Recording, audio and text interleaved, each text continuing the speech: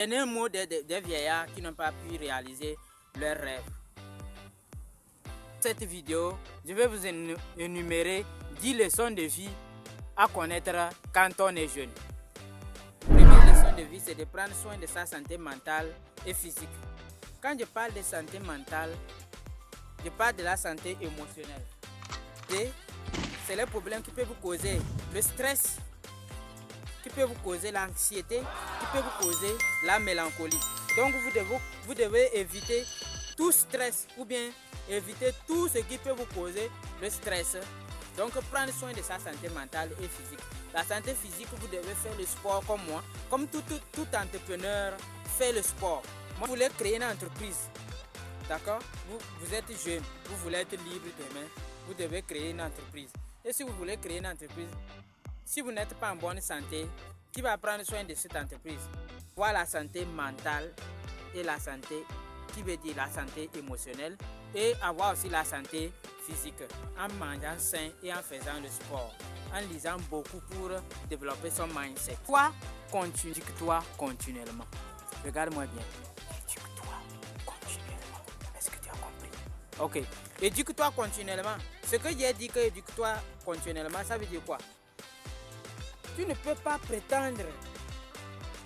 Donc, éduque-toi continuellement. Tu dois, en lisant beaucoup, tu vas lire continuellement. D'accord? Parce que l'éducation ne s'arrête pas. L'éducation est l'arme la plus puissante que vous pouvez utiliser pour changer le monde. Une société bien éduquée n'a pas besoin de la police. Je répète, une société bien éduquée n'a pas besoin de la police. C'est-à-dire que si vous êtes bien éduqué, est-ce que vous avez besoin qu'on prenne les bâtons derrière vous pour vous dire que de ne pas faire ça, de ne pas faire ci? Non, vous n'avez pas besoin de ça parce que vous savez ce qu'il faut faire et ce qu'il ne faut pas faire. Donc, c'est très important d'être éduqué, d'être informé tous les jours et pour pouvoir éviter les vices. Et si la troisième leçon de vie à connaître quand on est jeune, c'est d'être gentil et respectueux. Sois gentil et respectueux si tu veux réussir. Si tu veux connaître tes valeurs, respecte tout le monde. D'accord? Respecte-toi d'abord et respecte tout le monde aussi. Respectueux. Donc le respect, même Dieu même a besoin du respect. Le respect, c'est la chose la plus importante que tout être humain veut. Même les présidents qui sont au pouvoir là, qui ne veulent pas quitter ça à cause du respect. Ils ne veulent pas perdre leur respect. Même Dieu a besoin du respect. Satan là manque du respect, il s'est retrouvé en enfer. Il va se retrouver en enfer. Bon, je ne sais pas si ça disait.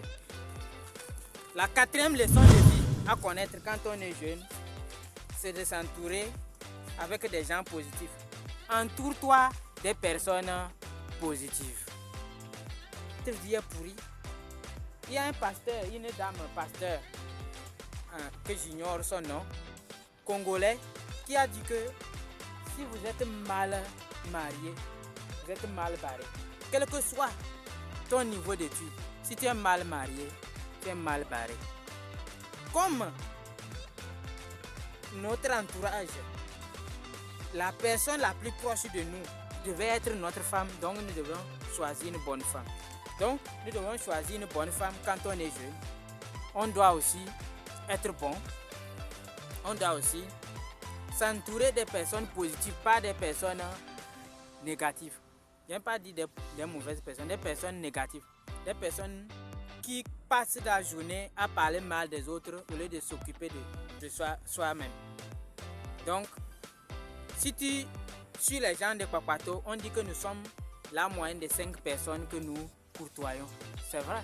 Parce que si tu suis les Kpakpato, dans quelques années, tu vas devenir expert dans Kpakpato. Si tu suis les voleurs comme amis ou bien comme entourage, dans 5 ans ou bien dans quelques années, tu deviendras expert voleur. C'est la même chose que si tu suis les riches, les pas des riches, tu copies ce qu'ils apprennent. Tu fais comme eux, tu marches comme eux, tu parles comme eux, forcément tu vas devenir riche aussi. Mais si tu suis les pauvres aussi, évidemment tu vas devenir, parce que le subconscient ne connaît pas ce qui est bon pour toi. Ce que tu lui demandes, il amplifie. C'est un amplificateur. C'est un amplificateur de courant, pas atténuateur. Donc, notre subconscient qui transforme notre pensée en physique est un amplificateur. D'accord? La 5e leçon de vie à connaître quand on est jeune, c'est d'apprendre à gérer l'argent. Oui. C'est d'apprendre à gérer l'argent. Oui, vous avez bien compris.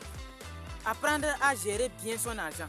Parce que si vous gérez mal votre argent, quelle que soit la somme qu'on vous donnera, quelle que soit la somme qu'on va vous donner pour investir on va investir dans votre projet, vous allez bouffer ça. La preuve des gens qui ont joué le loto, ils ont gagné 10 millions, mais ils sont devenus pauvres aussi aujourd'hui. Je ne peux pas aussi vous donner un exemple, mais vous le savez très bien. C'est pour vous dire que si vous gérez mal votre argent, même le peu que vous gagnez par jour, ou bien par mois, ou bien par an, là, si vous le gérez mal, là, votre vie est foutue. Donc, gère bien ton argent. D'accord? Il faut savoir bien gérer ton argent. Donc, quand on est jeune, il faut savoir gérer ton argent. La 6e, bon, pour gérer, il faut savoir bien gérer ton argent. Je vous ferai une vidéo dans laquelle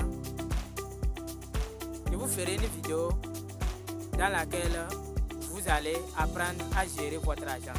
Une règle de comptabilité très simple que vous allez appliquer. Même si tu n'as pas allé loin à l'école, tu n'as même pas fait le lycée, tu pourras appliquer et t'en sortir. Donc la 6e leçon de vie à connaître avant de vieillir ou bien avant d'atteindre l'âge de vieillesse. Travaille dur mais intelligemment. Travaille dur et intelligemment. D'accord? Tu travailles dur, c'est-à-dire tu es discipliné mais intelligemment. C'est pas que tu vas aller travailler comme un maçon qui va creuser un puits pendant 7 jours et on va le payer quelques miettes. Non, c'est pas ça que j'ai dit. Travaille avec ton cerveau. Sois discipliné dans ton cerveau. Utilise 80% de ton cerveau et 20% de ta force. Que d'utiliser 80% de ta force et 20% de ton cerveau. D'accord? Parce que notre cerveau est